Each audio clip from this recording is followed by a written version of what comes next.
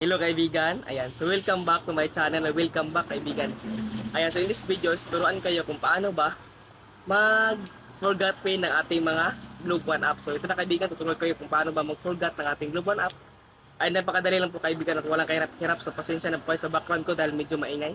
Ayan, so ito na po kaibigan, so hindi ko na papatagalin. So ito na kaibigan kung paano mag-forgot pin ng ating mga Globe One app. So ito na kaibigan. So hello kaibigan, ayan. So dito po kaibigan, punta tayo sa ating Globe One app. Ayan. So ito po yung aking Globe One app. Kung wala pa kayong Globe One app, ay meron po akong isang video dyan sa baba kung paano mag-create ng ating Globe One app. Ayan. So dito, pwede po kayo mag-download sa Play Store nito. Ayan. So sa akin, open ko lang po. Dito po yung ating Globe One app. So tap lang po natin tong Maybe Later. Dito po sa Maybe Later dahil mag-forget po tayo or mag-recover po tayo ng ating mga Globe One app account kasi nakalimutan ko po yung aking pin ng aking Globe One. So ito po kasi yung dahilan kung bakit ginawa ko tong video na to dahil marami po kasi nagtanong kung paano daw ba mag-recover ng ating mga Globe One account. So in this video, so ito na po yung hinihintay nyo, ginagawan ko na po ito ng tutorial. So dito po, ang gawin lang po natin dito ay wala po kayo nakikitang forgot password dito sa baba. So ang gawin po lang po natin is i-login lang po natin yung ating Globe One account na nakalimutan po natin or need po natin i-recover. So login lang po natin. Upon login po, lagay lang po natin dito ang ating number. At pagkalagay po ng number natin dito, for example sa akin, lagay ko lang po yung number ko. Ayan, so tap natin itong continue. Automatic na po kasi itong CP ko po. So tap lang continue lang po natin to. Ayan, so dito po maghihingi po sila ng 6-digit pin. Ayan. So sa akin dumating ko na po yung 6-digit. So allow ko lang po ito para automatic na pong pin po na maglagay po dito. So ayan, allow ko lang po. So ito po siya, automatic na po siya. So antayin lang po natin. So dito nga dahil nakalimutan po natin yung ating Globe One pin. So ito po kasi yung ways para makapag-open po tayo ng ating Globe One. So like ganito. Like ganito. Yan, so ito yung nakalagay sa pin ko. Tingnan natin dito sa baba. Yan, so ito siya. You reach the maximum tries. Ayan. So mali talaga yung aking pin. So ang gawin po natin is tap po natin yung forgot pin. Ayan, so may forgot pin sa taas. So try po natin yung itap. Ayan, so pagka-tap po natin doon, ay ito po yung magbubungad po sa atin. So enter your mobile number. So dito po kayo magtataka kung bakit napapaulit-ulit po. So hindi po ito paulit-ulit kaibigan. So nire-review lang po ito ng Globe. So paglagay po natin ang number natin, so continue lang po natin. So hindi po ito paulit-ulit. Ito po yung ways ng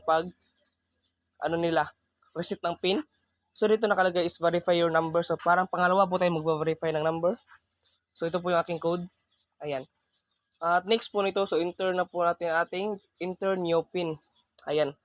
So nakalagay po dito na enter your new pin. Ayan. So new pin po yung ilagay po natin dito. Ayan, di ba? So instead na enter your pin, yung ating current pin, so maglalagay na po tayo ng bagong pin. So ganoon kaibigan. So lagay ko lang po yung aking bagong pin. Ayan, so tulad po niyan kaibigan. So lagay ko lang po yung aking bagong pin.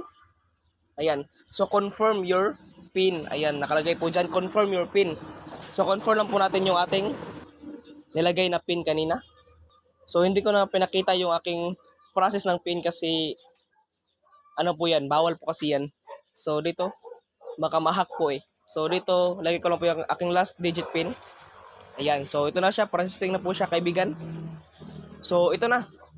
Ito na sa you've successfully changed your pin. So nakalagay po dyan sa baba kanina, you've successfully changed your pin kaibigan. O di ba? So ito. So by the way kaibigan, kung hindi mo pa alam kung paano mag-create or mag-register ng ating Globe One app, ay meron po akong video dyan sa baba. So punta lang po kayo dyan sa baba kaibigan para malaman nyo po kung paano mag-create or mag-register ng ating mga Globe One app or mag-register ng ating mga number. So ito na kaibigan, continue muna tayo. Ito na siya kaibigan, lagay lang po natin ang ating nilagay na pin kanina. So tryin ko kaibigan kung okay na ba siya. So ito siya kaibigan. So try ko na po, ito na po. Ayan. So process na po siya. This is it kaibigan, kung totoo pa talaga. So, naglo-loading siya. Okay, so ito na siya kaibigan. Nakapasok na po ako sa aking dashboard. So, ito siya. Let's start. So, sa akin, notings ko na lang po yan kasi tutorial po yan kasi yan eh. So, notings ko yan kasi alam ko na po itong globe. So, ito siya. Ayan, so ito na po siya kaibigan. Nakapag open na po ko ng aking globe. So, ayan, di ba? So, okay na po yung aking globe kaibigan. Goods na po siya. So, na-forget ko na po yung pin. So, ito siya, registered na po siya. It means registered na po ko itong aking SIM. Kung hindi mo pa alam kung paano mag-registered, meron po ako isang video dyan sa baba. Napaka-basic lang po mag-registered kaibigan at tuturuan ko po kayo doon sa video na yon. So, ito siya kaibigan. So, ganito lang. If nakatulong to sa inyo, I don't forget to like and subscribe in this video po para malaman ko po kung sino po yung mga natulungan ko dito sa video natin ngayon. So, thank you po talaga kaibigan sa panonood. Thank you po kaibigan and God bless. So, this is the end of our video. Ayan.